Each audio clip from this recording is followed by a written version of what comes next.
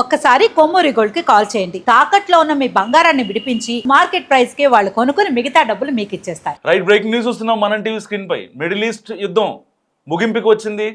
Trump చేష్టలకు ఒక రకంగా Iran భయపడుతోంది. So Iran మీదకి భారీ సంఖ్యలో ఆర్మీని తరలిస్తున్నాడు డొనాల్డ్ ట్రంప్. ఇప్పటికే ఇరాన్ సరిహద్దుల్లో దాదాపుగా 1,00,000 మంది సైన్యం మోహరించింది. అదనంగా ఇటు హార్మోజ్ జలసంధి దగ్గర మరో 1,00,000 మందిని ఇరాన్ భూభాగంలోకి పంపిస్తోంది అమెరికా. ఓవైపు చర్చ అంటూనే యుద్ధానికి కాలు దూవుతున్నాడు డొనాల్డ్ ట్రంప్.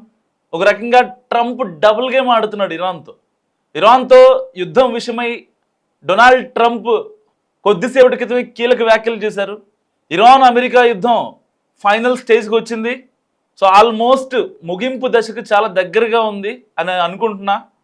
అయితే మరి రెండో విడత చర్చలకు సిద్ధమవుతున్న తరుణంలో ట్రంప్ ఈ వ్యాఖ్యలు చేయడం కాస్త గమనార్హం. ఎందుకంటే ఇంతకుముందు సీజ్ ఫైర్ చెప్పాడు. ఆ తర్వాత పాకిస్తాన్ క్యాపిటల్ ఇస్లామాబాద్లో చర్చలు జరిగాయి. అండ్ దాని తర్వాత ఇప్పుడు హార్మోజ్ జలసంధిని పూర్తిగా తన ఆధీనంలో తెచ్చుకున్నాడు. ఒకవేళ ఎవరన్నా వస్తే లేపేస్తాం అంటున్నాడు.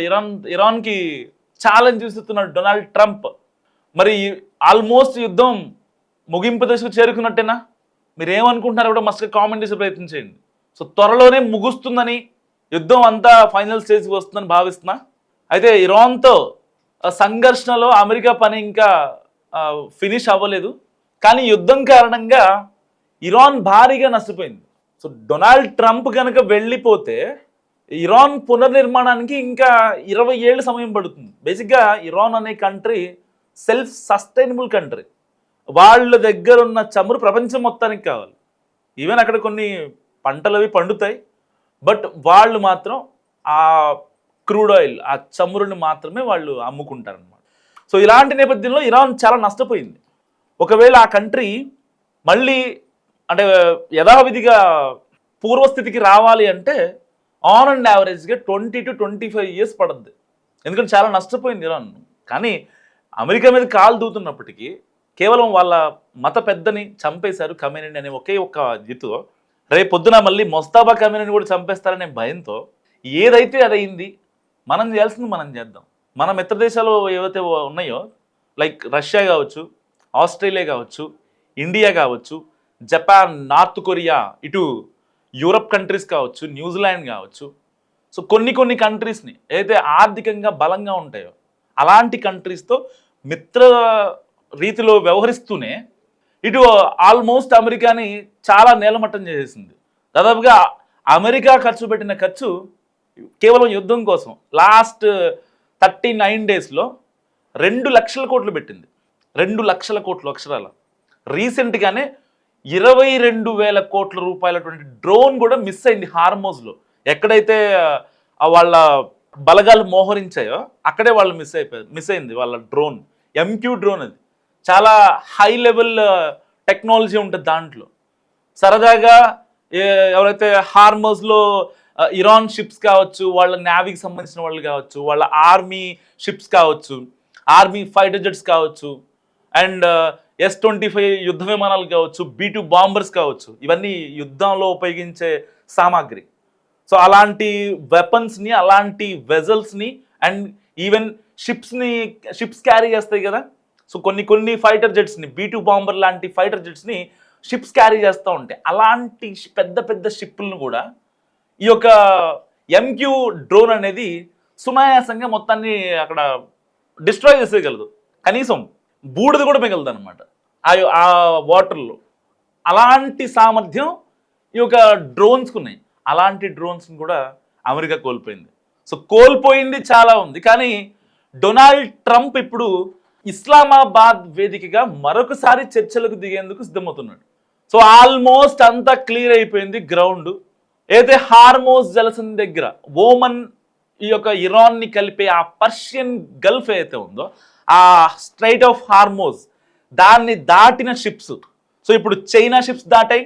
రీసెంట్గా మనం ఒక విజువల్ చూస్తున్నాం మనం టీవీ స్క్రీన్ పై. సో ఇది షిప్స్ వెళ్తున్న ట్రాక్ అన్నమాట.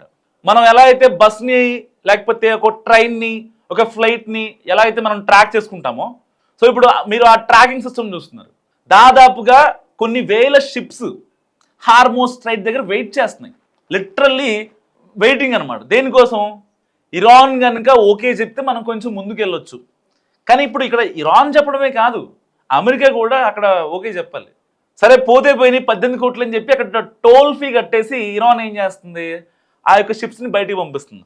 మొన్నటి దాకా సముద్ర అంతర్భాగంలో కొన్ని సీ మైన్స్ పెట్టి, అంతర్భాగంలో ఉంటాయి అన్నమాట సీ మైన్స్. ఆ చిన్న సీ మైన్ ఎంతో ఉంటుంది, మహా అయితే ఒక 1000 కేజీలు ఉంటుంది ఆ సీ మైన్. అది దాదాపుగా కొన్ని వేల కోట్ల టర్న్ ఓవర్ ఉన్నటువంటి షిప్స్ని, లోపల ఆ ఇంధనాన్ని కావచ్చు, ఇంకా చమురుని కావచ్చు, మొత్తాన్ని డిస్ట్రాయ్ చేస్తుంది. అసలు కొన్ని లక్షల కోట్ల నష్టం వస్తుంది. రీసెంట్గానే అల్ సమీ షిప్ పై ఇరాన్ దాడి చేసింది కువైట్ దగ్గర, మనం చూసుకున్నాం. దాదాపు 18 లక్షల రూపాయల డ్రోన్తో 1800 కోట్ల షిప్ని మొత్తం కల్లాస్, అసలు అక్కడ బూడిదే మిగిలింది, ఏం లేదు అక్కడ. ఈవెన్ కంటైనర్లు కూడా దొరకలేదు, ఆ సముద్రం అడుగు భాగానికి వెళ్ళిపోయాయి. దాదాపుగా 15 మంది అయితే ఆ క్యాబిన్ క్రూ ఉంటారో వాళ్ళంతా చనిపోయారు.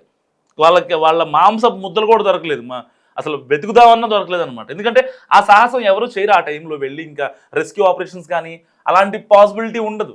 సో ఇవన్నీ చాలా దగ్గరగా గమనించిన డొనాల్డ్ ట్రంప్ ఇప్పుడు ఇస్లామాబాద్ వేదికగా మరొకసారి జేడీ వ్యాన్స్ని, అమెరికా ఉపాధ్యక్షుడు జేడీ వ్యాన్స్ని పంపించి మరొకసారి చర్చలు జరుపుదాం. అయితే ఇరాన్ కొన్ని డిమాండ్స్ ఇచ్చింది, వాళ్ళ పునర్నిర్మాణం కావచ్చు, ఇరాన్కి సంబంధించి మా దేశానికి చాలా నష్టం జరిగింది కాబట్టి సో డొనాల్డ్ ట్రంప్ ఇస్తే ఓకే ఫైన్, ఇబ్బంది ఏం లేదు. అణుశక్తి కర్మాగారాలు మేమే చేసుకుంటాం. పొరపాటును కూడా డొనాల్డ్ ట్రంప్ ఒప్పుకోడు. ఎందుకంటే వాళ్ళ దగ్గర అణుబాంబులు తయారు చేసే, ఏదైతే న్యూక్లియర్ బాంబ్స్ తయారు చేసే సామర్థ్యం వాళ్ళకి లేదు ఇప్పుడు దాకా. యాజ్ పర్ నార్మ్స్, యుఎన్ఓ ఐక్యరాజ్య సమితి నార్మ్స్ ప్రకారం సో కొన్ని దేశాలకు మాత్రమే, లైక్ అమెరికా లాంటి అగ్రరాజ్యాలకు మాత్రమే జీడిపి పరంగా ఇచ్చేది ఈ యొక్క న్యూక్లియర్ బాంబ్స్ మ్యానుఫ్యాక్చరింగ్ అనమాట. సో ఇప్పుడు మస్ట్గా మాకు అది కావాలి, ఇరాన్కి కావాలి. మా దగ్గర మేము ఏదైతే కొన్ని రేర్ మినరల్స్ కావచ్చు, కొన్ని ఖనిజాలు కావచ్చు, అవన్నీ మేము ఆల్రెడీ చైనా దగ్గర నుంచి, ఇండియా దగ్గర నుంచి మేము ఇంపోర్ట్ చేసుకుంటాం, దెర్ ఈస్ నో ఇష్యూ. కానీ మేము ఆ న్యూక్లియర్ బాంబ్స్ని తయారు చేసుకోవడం కోసం మాకు పూర్తి సహకారాలు ఇవ్వండి అని చెప్పి యుఎన్ఓని ఇంకా డొనాల్డ్ ట్రంప్ని కోరుతున్నాం. డొనాల్డ్ ట్రంప్ ఏమన్నా పిచ్చోడా? వాడు పిచ్చోడైతే కాదు కదా, ఎందుకు ఇస్తాడు డొనాల్డ్ ట్రంప్? సో పొరపాటును కూడా ఇవ్వడు అనమాట. సో ఇలాంటి సిచ్యువేషన్స్లో ఇక్కడ ఇరాన్ కొంచెం వెనక్కి తగ్గిందని చెప్పాలి. ఎందుకంటే ఇరాన్కి జరిగిన నష్టం తెలివితేటలుగా పూడ్చుకోవాలి. సరే జరగాల్సిన నష్టం జరిగింది, ఖమేనీ చనిపోయాడు అక్కడ, ఫైన్. వాళ్ళు ఆయన మీద ఒక టెర్రరిస్ట్ అనే ముద్రేసి చంపేశాడు, అంత బాగానే ఉంది. ఇప్పుడు అంటే కొంచెం లాజికల్గా ఆలోచించి టెక్నికల్గా వెళ్ళాల్సిన సమయం ఇది. సో ఇలాంటి నేపథ్యంలో ఏం చేయాలి? అమెరికాకి మళ్ళీ కండిషన్స్ పెట్టాలి.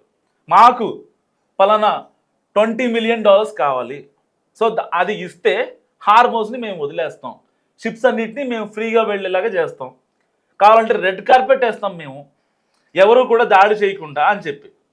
ఆల్రెడీ ఇజ్రాయిల్ లెబనాన్పై దాడి చేస్తుంది, ఎందుకంటే లెబనాన్ ఇరాన్కి చాలా దగ్గరి బంధువు. సో అంటే మంచి మిత్రదేశం, వాళ్ళకి సపోర్ట్ ఇస్తూ ఉంటుంది అన్నమాట.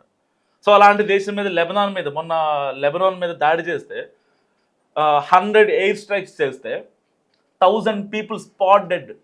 ఏదైతే డొనాల్డ్ ట్రంప్ వేసిన మిస్సైల్ ఇరాన్ స్కూల్ మీద పడితే 196 మంది చిన్న పిల్లలు ఎలా చనిపోయారో, 20 మంది ఫ్యాకల్టీ, 196 మంది చిన్న పిల్లలు చనిపోయారు. మీకు అందరికి ఐడియా ఉండి ఉంటుంది. సో అలాంటి నేపథ్యంలో ఇప్పుడు డొనాల్డ్ ట్రంప్ ఒక కీలక నిర్ణయం తీసుకుంటున్నాడు. ఎట్టి పరిస్థితిలో ఈసారి చెయ్యి జారకుండా, హార్మోస్ని వదలకుండా ఇరాన్ని ఎలాగైనా సరే దెబ్బతీయాలని చూస్తున్నాడు Donald Trump. Almost Donald Trump మాట్లాడిన మాటలతో ఒక రకంగా ఫైనల్ స్టేజ్కి వచ్చేసిందా? మీరేమనుకుంటున్నారో మస్ట్గా కామెంట్ చేయండి.